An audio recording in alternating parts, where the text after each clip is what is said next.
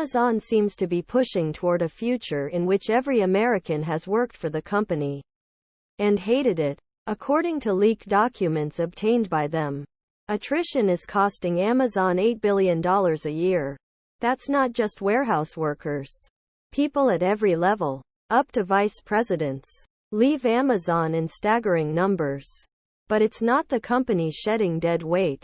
According to the player, regretted attrition occurs twice as often as unregretted attrition. In other words, people are twice as likely to leave on their own as to be fired or laid off. A proportion that held true at every level. Maybe the most staggering number in the documents is this. Only 1 out of 3 new hires in 2021 stayed with Amazon for 90 or more expensive. Gee, it sounds like it's not just warehouse workers who need a union at Amazon. There are clearly plenty of salaried workers who are not willing to put up with reading the company treats its claims. In fact, the dominance of this kind of employer-employee relationship. Amazon is the second largest private employer in the U.S. behind Walmart. Might be a clue as to why public approval of unions hit its highest point since 1965 this year. For the second year in a row, a 2021 survey of tech workers found that 50% were interested in joining a union, a light that rose to 60% among millennial workers. Related story. Amazon is crushing Walmart in one metric: the rate of serious injuries in its warehouses. Campaign action. Previous reports have found enormous turnover among Amazon's hourly warehouse workers, as high as 150%, much higher than the industry standard, and a rate that has left the company's that it might deplete the available labor supply in the US, and literally have no one left to hire.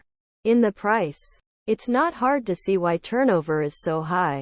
According to a 2021 report, I had injury rates nearly double those in other retail warehouses and more than double those at famously awesome employer Walmart. So these documents show that Amazon doesn't just have a problem with its lowest paid workers.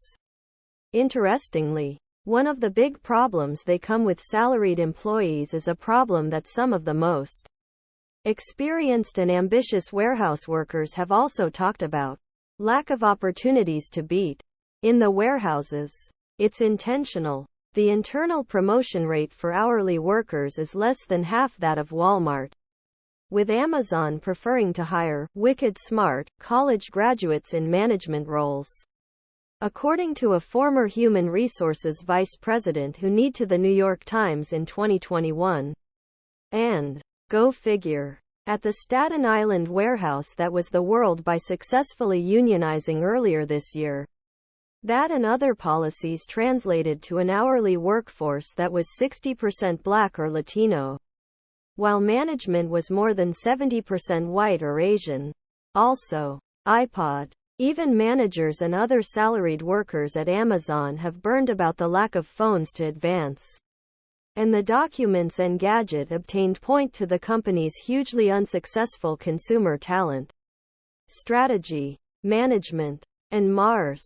1973. Team. As a 2022 budget of $90 million. CTSMD oversees 97 programs and 2,000 learning modules but, as of last December, did not have a standardized process to measure impact. Business metrics of our training programs. According to store documents, several levels of managers spend an employee of 113 hours per year. Time that could add up to $715 million of waste on these training programs that don't seem to have any real substantiated teaching or business value. In addition to the messages it sends its workers through how it treats them on the job. Amazon has put its contempt for workers in smoothly. A smaller An Amazon of days past included the line, "We believe that our future success will depend in part on our continued ability to attract, hire, and retain qualified personnel." For nearly 20 years in its annual filings, but seemingly abandoned that go in its report from 2009 onward. Engadget's A. Menegas reports. For the report summarizing 2020, Amazon renamed the employees subsection of its preamble to human capital. The same year it stopped including the phrase, "We consider our employee relations to be good." Although Amazon tweaked the infamous time off task metric in its warehouses in 2021, it remains a crap employer at every level. Other reviewers, presumably the very top where the policies are made, it's costing the company so much, $8 billion a year, that unions could track the thing that would save Amazon's future by creating the conditions that would make workers willing to music at the company. Because as implausible as it sounds that such a big company could run out of workers, internal documents say it has worried about that in a real possibility. And the new level of documents offers a majority of reasons that might be the case. There are only so many people ready and able to take on warehouse jobs that make them walk miles and miles across concrete floors, stooping and squatting and reaching an almost all day long time and 100% turnover every year. Really will endanger the company's ability to continue finding enough workers. But wait. After a company burns through loud and marketers and data scientists and researchers and account managers, all the clock up to vice presidents, eventually it won't be able to overcome the best thing. But then it could struggle to get any talent at all. Word could go out in business schools and at industry gatherings that Amazon is not where you want to offer, and turning Amazon into a place where people don't just start jobs but in them does not look like something the current leadership is capable of. Easy on the downfalls that the typical major corporation dedicated largely to further enriching a multi-billionaire is capable of. Headphones. Amazon spent $4.3 million last year on consultants dedicated to preventing its workers from unionizing. It lost lot more because of its workers leaving. There's a cable between these things. And the answer could be the same.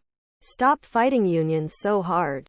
Rather than investing in knocking workers down, get out to the way of workers building collective power. Amazon might pay more in wages and WPC 55 AG.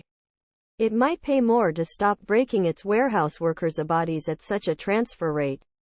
But no longer being a company that 2 out of 3 new hires leave within 90 days would have some serious benefits. On Daily Kossuth Brief, we speak with polling giant Drew Linzer, who runs polling firm Civiqs. Comes in to complain about a new poll his team conducted for Daily Kos. He is also here to explain, as a phone, how to not stress out about every time you see a poll going your way or their other way. One thing is for sure though. We are recorded in historic times, and what that means for these suckers cannot be easily predicted. So get out the best embedded content related stories. Amazon is intentionally burning through warehouse workers. But it is not be sustainable forever. Starbucks told a journey to look for something we can use against a pro-union worker.